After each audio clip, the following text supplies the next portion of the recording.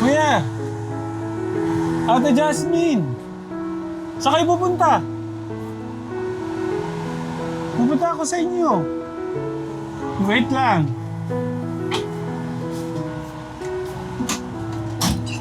Baba na kayo dyan, Kuya Martin. Malilim. Nasa ano po, ewan po, ano yun? Lagay mo to. Kumusta yung ano? Kumusta si ate? Okay lang po. Tara. Tara daw, wait lang daw. May kasama ako si Kuya Martin at saka si Kuya Tipoy. Ayan. Kumusta kayo? Okay lang po. Ikaw din pupunta doon. Opo. May daan pala dito. Dito na lang tayo. May aso nga dyan. Ang kulit nyo. Hindi, sige, dyan kayo dito kami. Baka makagat kami ng aso eh. Magandang tanghali po.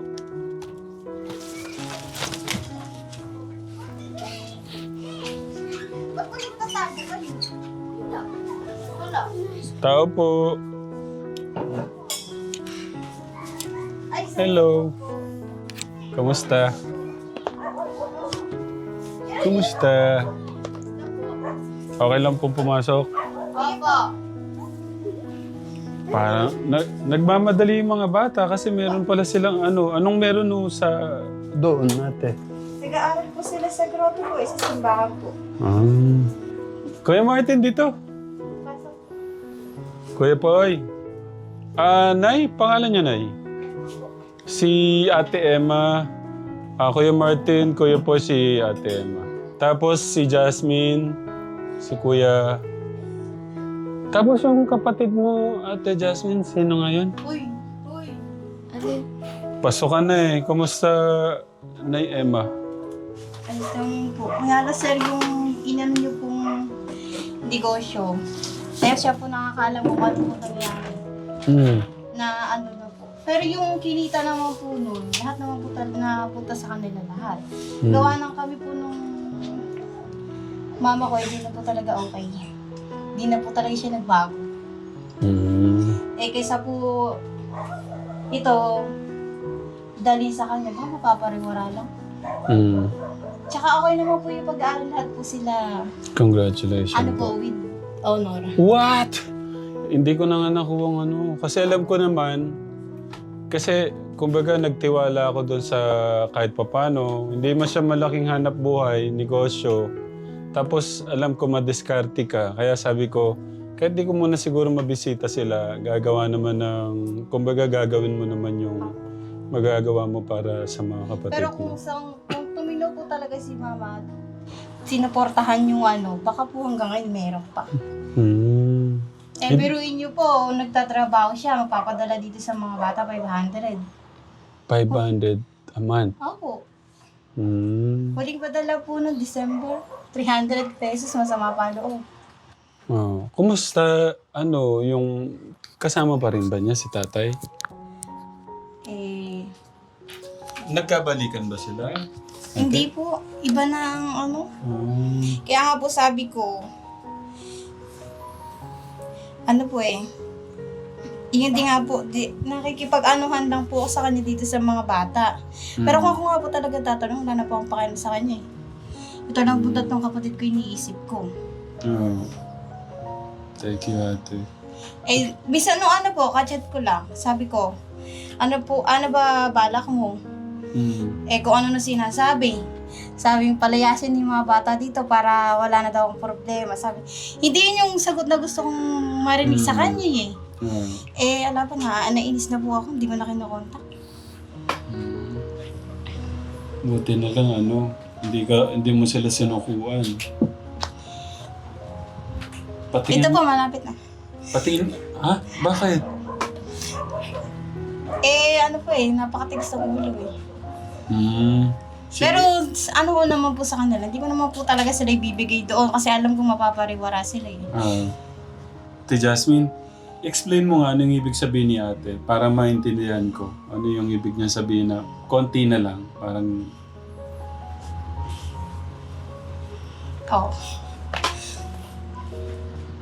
Pero mas gumanda, no, si ate, no? Ibig sabihin, nalaga sila. madalaginding ka na. Dapat Nakaano nakakatulong na ka rin na po kay sila, ate. naka-enroll na po siya sa high school. Ang galing. Yun po yung gusto kong kamustahin eh. Pero thank you ate. Hindi mo sinusukuhan tong 3 mong kapatid.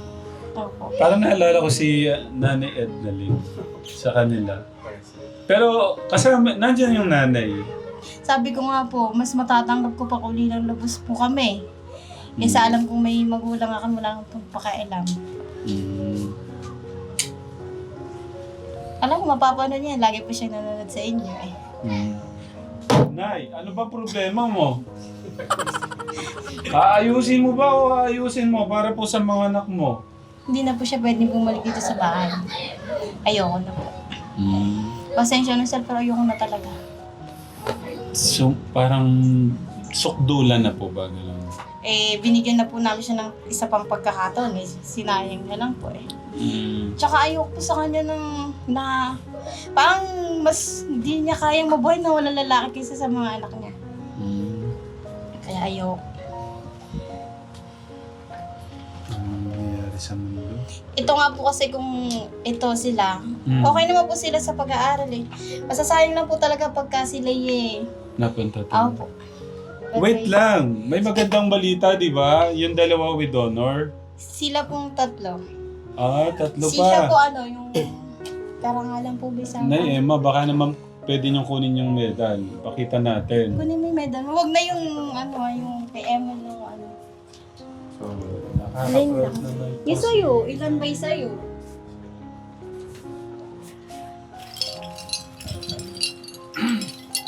Yung lahat sa'yo, tapos yung kay MJ. Ibig sabihin, hindi lang po yung isang medal ang nakuha niya? Nung graduate, ano po siya? Bali, ilan ba yung medal mo? 5. 5. Okay. Sa kanya po, 3. Kay Emil po, 2. Pero yung dati po yung grade 1 hanggang grade 4 na po yung iba na yun. What? Grabe naman to. Itong taon, nakaraan. Yung po kasi na yun, nung grade 1 hanggang grade 3 pa po si Emil. Pero ayun niya na po. Upo ka dito, ate. Pasabihin mo, ay, katekram, tignan niyo naman, no?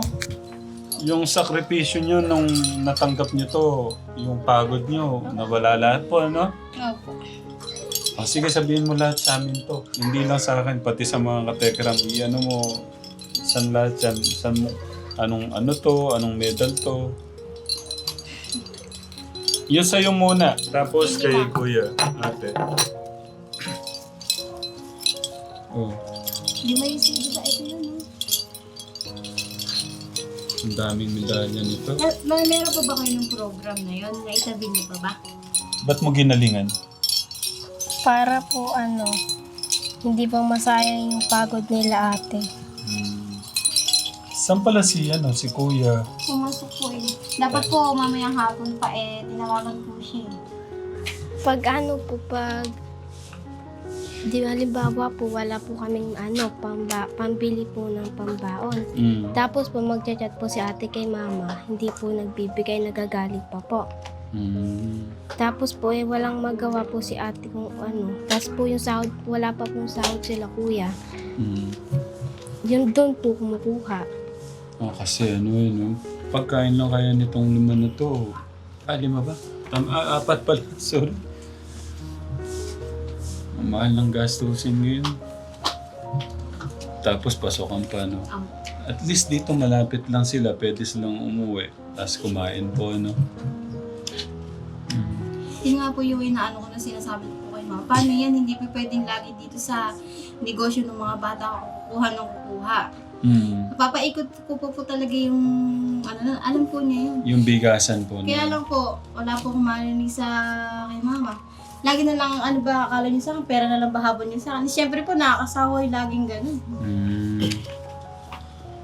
Akala niya siguro, pera lang po yung habol lagi sa kanya. Sabi ko, kahit 1 million ka, hindi ako hahabol sa iyo. Ito lang ako mga anak mo iniintindi ko. Tapos yun nga po, minsan natatapat na kasahod po yung asawa ko, kulang pa po talaga sa amin. Kasi po natapat na mahina yung karagahan. Sabi ko nga sa akin, tinan mo, sinahod ka, ay kita na po yung isang araw, 120 pesos lang. Paano akong gagawin natin ito? Tsaka, sabi ko na po sa kanya lahat. Alam niya lahat. Wala po ko inaano sa kanya, tinatago. Magpapaalam pa nga ako sa kanya, parang Jasmine, ipasok na kayo sa ganito bukas. Next, Wala na naman kayong baon. 10 po ba 10 ang pasok nila? Dito po eh. Ano po sa kanya, may service naman po siya sa high school kasi sa Akli po iyon eh. May service naman po yung barangay po namin. Anong masasabi kay ate? Magaling po siya mag-alaga tapos po madiskarte din po. Sinabi nga po ako sa kanya noon, nung may hawak po ako na gusto nyo, baka kasi kami nagdududahan ako ni Mama. Ibabalik ko sila doon, tapos yung negosyo, kunin nila din. Ayaw nila. Sagot nila sa akin, kahit wala ng negosyo, dito na lang kami sa inyo. Eh, Kuya Poy, alam mo ba kung saan lang sila nakatira? Sa gilid ng, yung bundok, pababang ganon. Pinakataas, may highway. Parang ano lang, parang ganyan lang. Saktong nakatira lang, nakatayo yung bahay nila. Tapos bangin na. Tapos sa baba, sementeryo. Buti na lang, nakita namin sila.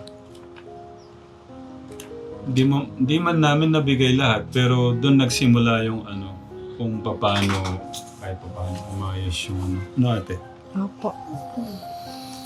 Okay, so, ibig sabihin, may problema kay nanay. Nung gagawin natin kay nanay, dapat kasama natin si nanay sa ano nyo, pagpapaaral para hindi mahirapan naman si ate. Kasi dapat tulungan, nay. tsaka po siya, kung talagang iniisip niya po itong tatlo, malayo pa yung pasukan, pumasok na po siya ng trabaho. Nay, ano po, kailangan tulungan tong anak nyo para mapalaki tong, mapag-aral tong mga anak nyo kasi kawawa naman po. Sana po, sana po itong vlog na to mapanood nyo. Nanay, kasi kawawa naman tong panganay nyo. Kahit papaano man lang sana, kahit papaano, yun, nagbigay daw po kayo ng 300 noong December. Reklamo pa kayo. Saan po ba abot yung 300 ngayon, Nay? Eh, pang ano lang ni Kuya Martin yun, ah. Pang merienda lang po ni Kuya Martin yun. Oo. Tapos, hindi din naman natin kasi din alam yung si nanay naman kung ano yung kalagayan ng buhay niya. Pero dapat, mahirap din naman kasi mag-judge. Pero dapat gawin ni nanay yung, kasi kahit maglabada ka ngayon, kikita ka ng 500 a day. No?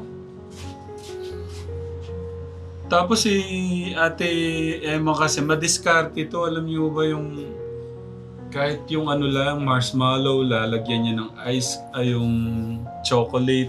Nabibenta niya na. Mapunta na tayo sa bag. May bag na si Ate Jasmine. Siya po kasi, pero yung uniform po, okay na po. May nagbigay naman na po ng uniform. Ang galing. Ano na lang po, sapatos tsaka bag. Yung gamit po sa school. Si Bonso, may bag ka na? May bag na siya? Ate? Yung ano po, Pinagamitan. Uniform. meron din po siya. Hindi naman po kailangan din na yun. Si Kuya, yung anak mo. Kaya po, bibina po daw yung uniform. Hindi na po kasi yung uniform. Si Kuya. Yung pinagliitaw po nung anak ko sa kanya nga pupunta. Recycle. Kaya po Pwede hindi naman naman yan. na kailangan. Sabi ko nga po sa kanila, gusto nyo makatapos. Kahit hindi bago lahat, mag-aral kayo. Pwede na yun. Sa mga gusto pong yung magpaabot ng pagmamahal, especially sa mga bata na gustong bumalik sa pag-aaral o gustong mag-aral, this time, hindi ko kayo talaga pipigilan kasi marami talagang gustong mag-aral na gusto ng malaki kasing tulong yung yung para mas magkaroon sila ng kumpiyansa ba, may bagong bag, bagong sapatos, bagong damit, ganun. So, malaking tulong po talaga pagka nagtulong-tulong po ka Tekram. Kaya sobrang salamat po. Ulit ko, nagpapasalamat po ako sa mga nagpaabot na si Tita Rowena, Yung sobra po sa padala niya na 21,610, yung 10 kay Ate Julie, 5,000 sa Promised Land, yung 6,610. Yun naman, inabot to natin sa 3 magkakapatid kahapon para makabili ng bag, sapatos at uniform. Sa mga hindi ko kayo lahat mamimension, pero itong mga nakaraan, itong mga gustong magpaabot ng tulong kay Kuya Dandan, kay Kuya Tipoy, maraming salamat po. Especially itong pag-shopping namin ng isang araw pa kahapon sa pamilya ni Kuya Dandan, Kuya Tipoy, Tita Aida, maraming salamat. Buti na-check ko na gaya nun, nagkaroon pala ng problema dun sa kabuhayan na binigay natin kay nanay. Although, wala naman pala. Ibig ko sabihin, kung napaikot lang ng mas maayos, hanggang ngayon sana nandun, ibig sabihin ni Ate Emma. Pero dun sa mga kinita at saka napunta naman daw po sa magkakapatid. Kaya... Ano po si Jasmine? Ate Jasmine, ikwento mo nga ano yung nangyari nun. Nagpapautang po sila ate pero nagbabayad naman din po yung nag-uutang. Meron bang umutang na hindi nagbayad? O lahat nagbayad naman? Lahat po nagbayad. Ibig sabihin alam nila yung kalagayan po niyo. Tatlo mo po pagka po may kukuha, pinapaano po sa kanya. Kasi nga po, ako nga po alam po kung hindi akin yun, sa kanya yun. Kaya nga po may numulat ko nga po siya sa ganung Yung ganung hanap buhay po, para maging bukas po yung isipan niya sa Tanong niyo po, kung kanina nila sasama, sa akin na doon sa mama nila. Mas gusto nila sa akin kahit masungit ako. Hindi, ano yung sa'yo disiplina kasi yan? Kasi kung ayayan niyo lang sila, walang pagmamahal yun. Kung mapahamak sila, okay lang. Sinasabi sa kanila Paano yung level? Gusto ko lang pong malaman. Paano yung level ng hirap nyo sa kanila ngayon? Ito kasi yung mga nakaraan, wala pa namang baon. Ito kasi pasukan na eh. Yung mga nakaraan, nung pumapasok sila, ano yung level ng hirap mo? Kung 1 to 10 po siya, Ate Emma. 8 po. Ibig sabihin medyo Opo kasi po, isa lang naman po kasi nagtatrabaho sa akin. Ilang po sila nag-aaral. Mahirap din po kasi yung i-budget yung matitira po eh. Kasi nga po may hinuhulugan din po. Ito po kasi, hinuhulugan na po namin niya para pag magpapagawa po ng isa pang kwarto para po sa kanila. Ito. Opo. Magkano po yan? Nasa 30 plus po, mga 20, na po ang namin dyan, huwag kailangan bayaran. 30,000, may nahulog na po. 34,000 po. 34,000, nakakahulog na po kayo ng mga 10. 20 plus na. At 20 plus na po nahulog nyo. Hindi pa po, 20 plus pa po yan. Kulang. So nasa 10 plus na po yung nahulog nyo. Or something ganun.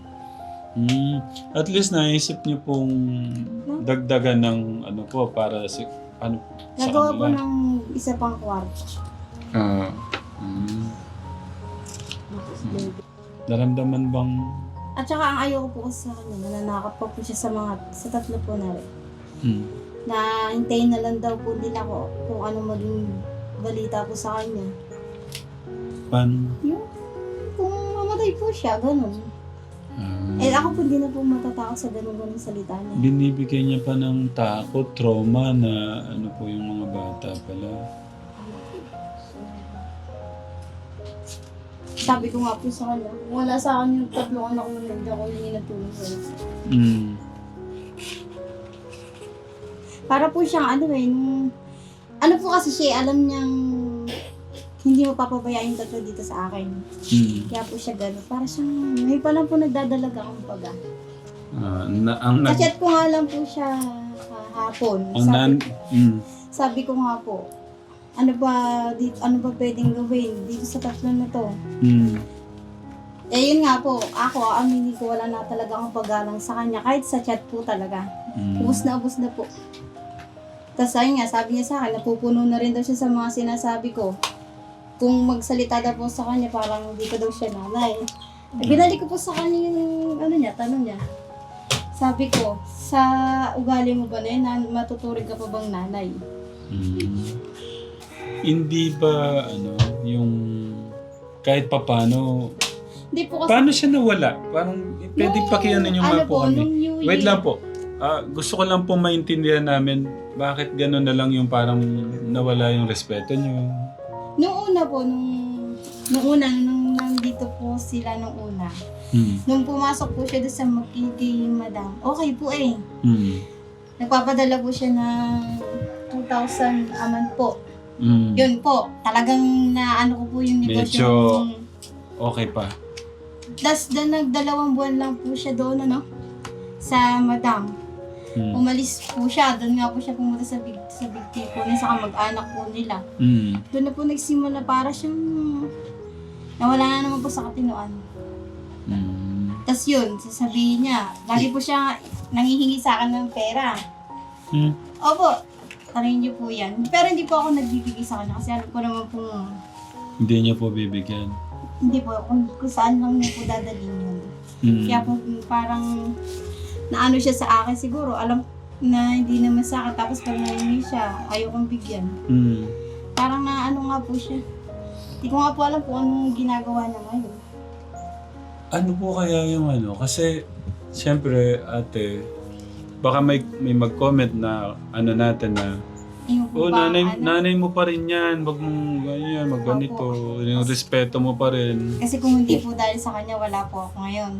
Opo, alam ko naman yun. Kaya lang sa pinagdaanan ko po, may mga kaalam din po niyan. Hindi po lahat ng nanay. Hindi ko naman po nila lahat ng tatay ganun. Pero may ibang tatay po talaga na kaugali po ng nanay ko.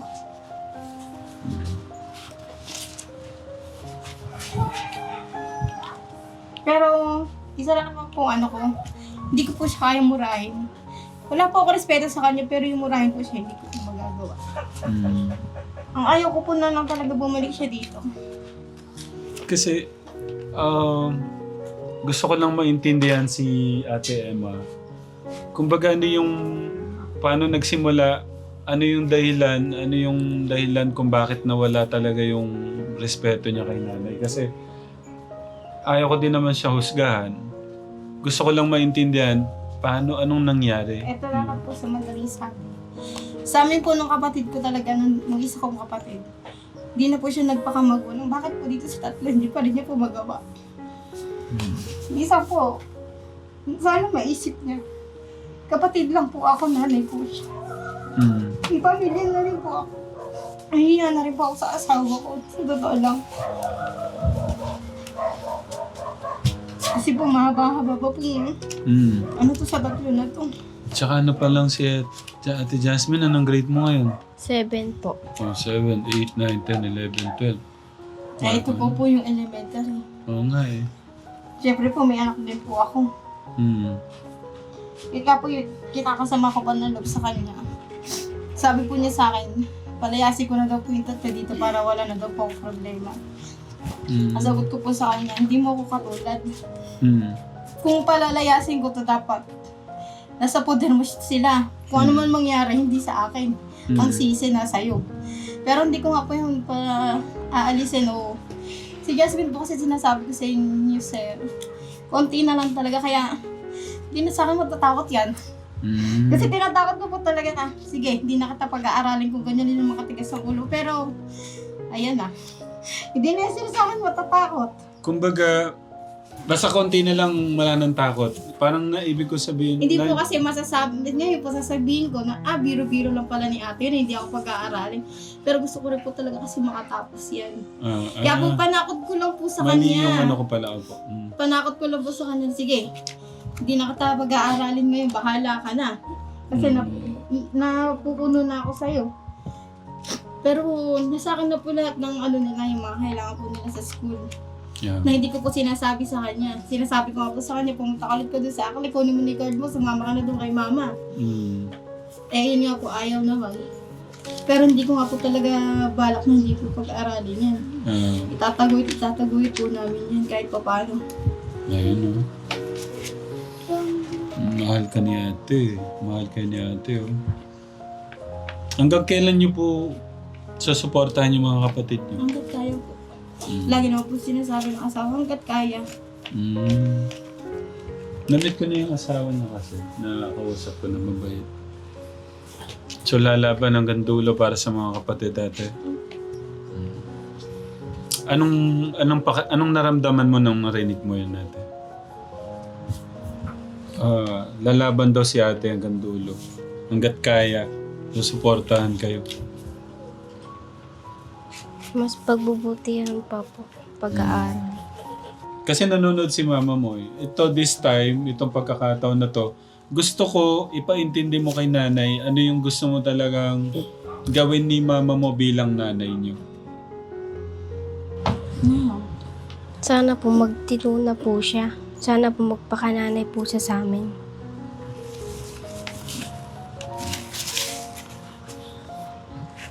Short pero malaman. Na ano ako doon. Anong gustong sabihin kay Ate Emma? Thank you po. Tapos kay Kuya Ruel. Thank you din po. Tutulungan daw kayo hanggat sakay nila. No? Okay mama, ano yung gustong sabihin kay mama? Pero may sama ng loob kay mama. May sama ka ba ng loob kay mama mo? Si Ate Jasmine may sama ng loob. Meron po. Pero sa ngayon, gusto kong ilagay nyo sa isip at puso nyo kung ano man yung nagagawa ni Mama, huwag kayong magtatanim ng sama ng loob. No? No? Pagka kakausapin nyo lang siya para may ayos niya yung mali or kung ano yung pwedeng maayos ni Mama. No? Nga tema. Kasi mahirap pagka kasi minsan nakikita ka ng mga kapatid mo na ganun, parang gusto mo nang sakalin si mama mo, baka magaya sila. Hindi mo pag po tumatawag, tinakausap ko niya pa sa kanila. Sila lang po kumakausap pero kung hindi. Pero naku, pagdamutan niya na muna yung ko ha. Yung, kasi madami kayong madami kayong natin. Basta pandagdag 3, 4, 5,000. Ha? Pangdagdag mo sa Siya po ang kasama naman po yan siya pagkabibili sa mga. Ayaw niyang, okay. Sige, naintindihan ko ate. Hawakan mo na. Pandagdag sa Hindi ko man maibigay lahat. Pero malay mo, pagka napanood to ng mga titas na gustong magpaabot ng pagmamahal sa inyo, mabalik ko na lang dito. Ate Jasmine? Thank you po. Welcome, ate. Basta pagbutihan pa yung pag-aaral, no? Ate Jasmine, no? No, Kuya, Robin. Ate, no? Ikaw, bahala na si Papa mo muna sa'yo. So, yun lang. Nalungkot lang ako na ganun pala nangyari sa hanap buhay na negosyo inano natin. Hindi man siya malaki pero kung yun kasi pinag-ingatan natin yun, gaganda naman Kaso... Kaya nga po, may hindi po ako nagpasaya sa lalo. Pabayaan po talaga yung negosyo nila, Jasmine. Pero may dahilan naman. Po. Okay lang po. I understand po. Pero nakaka-proud po kayo. Hindi nyo binibitawan itong mga kapatid nyo. Sana po, hanggang kayanin nyo, hanggang dulo po. Basta, hindi na daw mag-aanap. Okay na po yan. Hindi na mag-anak kasi meron na. Naging dadagdagan naman ng Naiiyakan na po ako na gusto yung mga kapatid. gusto mo na. Eto na. Gusto niya kamukha niya. Ayaw nga pala, tito-tita mo pala sila. Pakita mo nga yung gusto ng kapatid. Gusto mo ng kapatid? Ay. Kailan mo susundan? Papera din po ako pag ang mga anak Ah, Sorry yan. oh. Sorry kuya. Hindi ko lahat may bibigay na. Pasensya na, pagdamutan niyo na po yun. Malaking bagay na rin po yan. Maraming salamat po sa inyong pagmamahal at suporta. God bless Katekram. We love you po with the love of God. Thank you, Katekram.